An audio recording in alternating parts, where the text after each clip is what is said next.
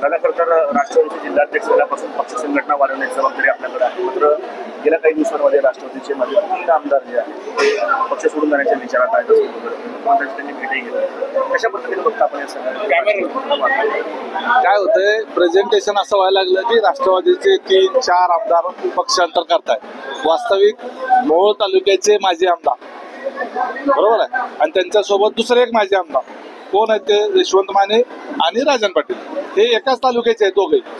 ठीक आहे, म्हणजे एका पेनाची 2 टोपण आहेत, त्या पलीकडे दुसरं काही त्याला फारसं महत्व नाही.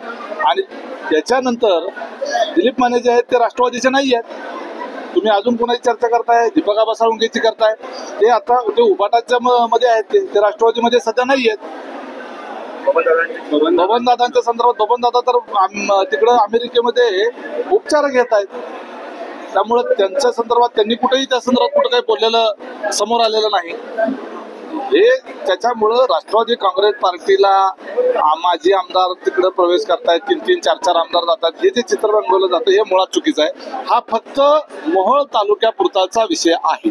राष्ट्रवादीचा जर विचार केला तर रणजित भैया शिंदे परवा राष्ट्रवादीच्या बर्ने मामांच्या बैठकीला संपर्क मंत्री म्हणून त्यांची नियुक्ती झाली आहे. आढावा बैठकीला स्वतः उपस्थित होते आणि बैठकीला उपस्थित असल्यानंतर पुन्हा त्याच नावाची चर्चा करणं काही योग्य नाही. तरी सुद्धा राहिला प्रश्न मोहोळचा. आता तुम्ही माजी आमदाराची चर्चा करताय, आजी आमदार तुम्ही बघितलं आमच्या सोबत आहेत. दुसरी बाब, याच मोहोळचे सुपुत्र असलेले अण्णासाहेब बनसोडे आता कार्यक्रमाला आले होते, ते कॅबिनेट मंत्री दर्जा आहे त्यांना, विधानसभेचा उपाध्यक्ष मोहोळचा सुपुत्र आहे. या अर्थाने मोहोळला 2-2 आमदारांचं पाठबळ असताना त्यामुळं 2 माजी आमदार गेल्याची चिंता करण्याची काही गरज नाही. आम्ही त्या ठिकाणी सक्षम आहोत. दुसरी बाब अशी आहे की पार्टीनं पक्षानं मागचे 40 वर्ष एकाच कुटुंबाला देत आलेले, त्यामुळं एखादा घास जर दुसऱ्या कार्यकर्त्याच्या ताटात दिला तर लगेचच पक्ष सोडणं आणि पक्षाच्या नेतृत्वावर टीका करणं हे काही प्रशस्त नाही. मी त्याच्यावर जास्त भाष्य करणार नाही, परंतु ज्याला त्याला लोकशाहीमध्ये मार्ग असतो आणि या तालुक्याची पाळंमुळं आणि या जिल्ह्याची पाळंमुळं, या जिल्ह्याचा DNA हा राष्ट्रवादीचा आहे.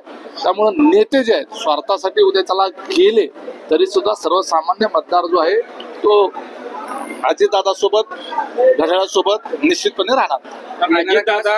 संस्थेच्या निवडणूक आहेत, त्या निवडणुका कशा पद्धतीने लढवण्याची चिन्ह चालू? आमचा प्रस्ताव तर महायुतीचाच आहे आणि काही वेळेला स्थानिक पातळीवर ज्या 2 नेत्यांमध्ये त्या ठिकाणी वितुष्ट आहे किंवा त्या ठिकाणी भांडण आहे किंवा त्या ठिकाणी वेगळे विचार आहेत आणि परंतु ते महायुतीचे घटक आहेत, अशा ठिकाणी कदाचित स्वतंत्रपणे लढलं जाईल. 3 पक्ष आम्ही एकत्रित आहोत, त्यापैकी 2 एकत्रित येऊन आम्ही लढू असंही होऊ शकतं आणि काही ठिकाणी पूर्ण स्वतंत्रही लढलं जाऊ शकतं. शेवटी ही स्थानिक पातळीवरची निवडणूक आहे. स्थानिक राजकीय परिस्थिती, तिथल्या कार्यकर्त्यांच्या इच्छा आकांक्षा आणि आमच्या पक्ष नेतृत्वाचं मार्गदर्शन या संदर्भानं आम्ही असा निर्णय घेऊ. राजन पाटील असं म्हणतात की अजितदादा हे शिस्तप्रिय नेते आहेत, मात्र कुठेतरी राष्ट्रवादी जे आहे त्याला शिस्त नाहीये.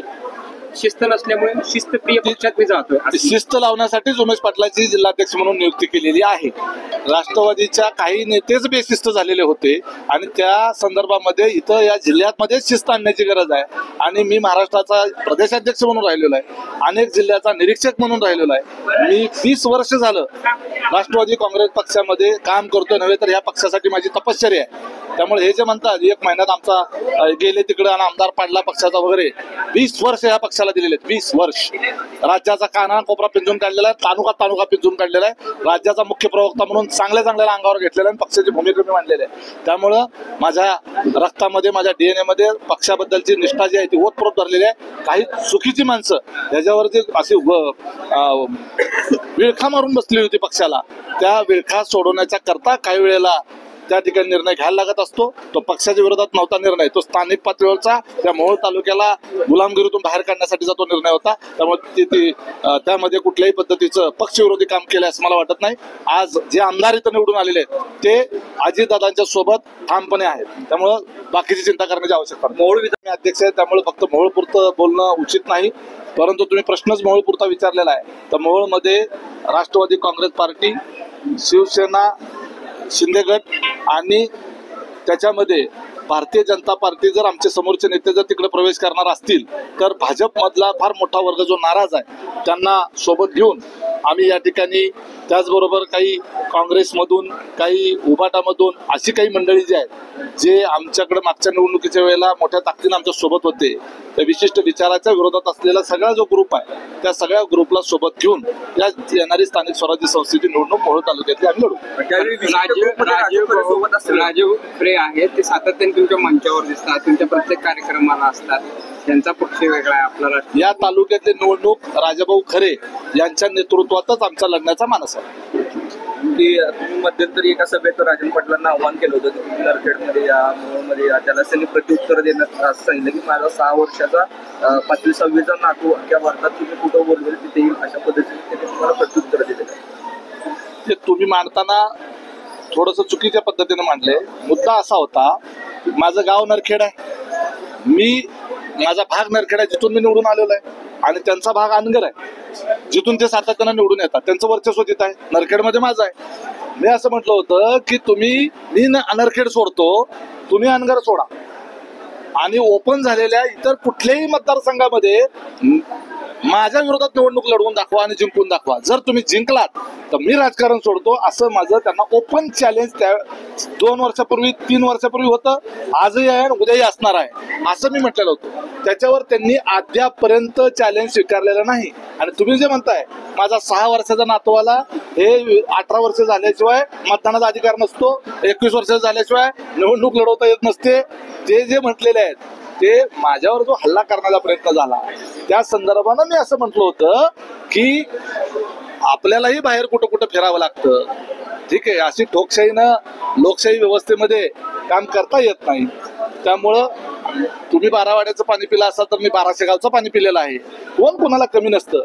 या संदर्भानं पुन्हा धमकी द्यायसाठी ते म्हणले मी काय, माझा नातू बास आहे, आता ते खानदानी पाटील आहेत, बरोबर आहे. आणि गुण म्हणले अण्णावानं आमचा अण्णावच गुंड आहे, म्हणजे गुंडगिरीची प्रतिष्ठा बाळगणारा असा आजोबा हा कुणाच्या तरी घरात असावा का, असा प्रश्न फक्त महाराष्ट्राला विचारावा वाटतो. राजन पाटीलांनी पार्टी सोडली का पार्टीला फरक पडतो असं वाटतं तुम्हाला?